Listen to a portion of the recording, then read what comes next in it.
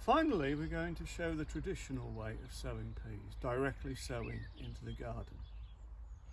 This way can be very effective, but it just really depends on the time of year and whether it's a good season or a bad season for sowing peas into the garden.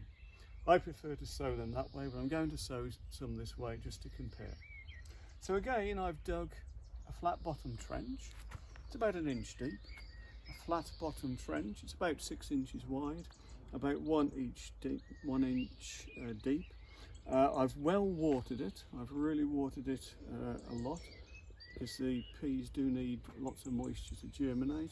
I'm now going to sow some seeds directly into that trench.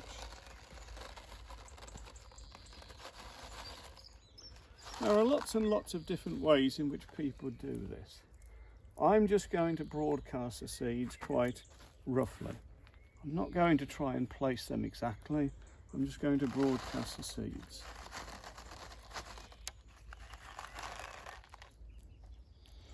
Obviously, I'm trying to make sure there's quite a good distribution.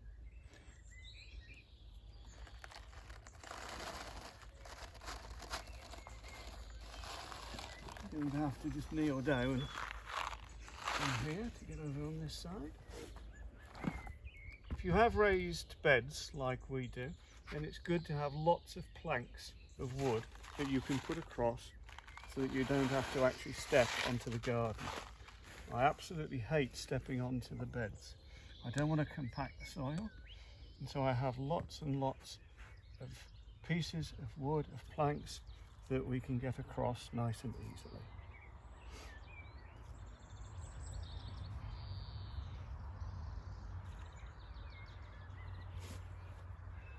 Now I could have spent much longer putting these into a more ornate pattern, zigzag pattern and all sorts of things it talks about, but I think that makes it a little bit too complicated. So I'm just keeping it simple, and just spreading these peas out as well as I can. Okay, that should be absolutely fine. So we've got as I said, a trench or drill about 1 inch deep.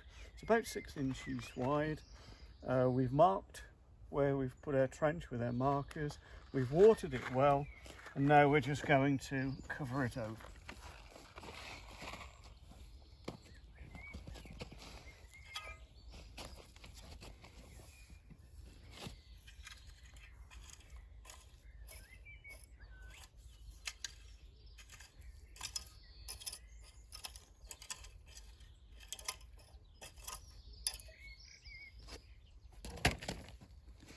So I'm aiming to put about 1 inch of soil to fill up the trench.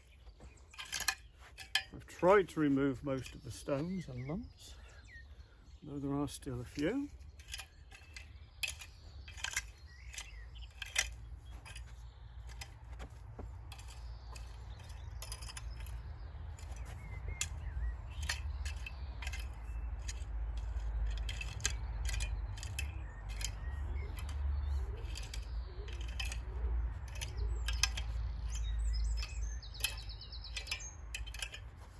I'm now going to just firm the soil with the end of the rake,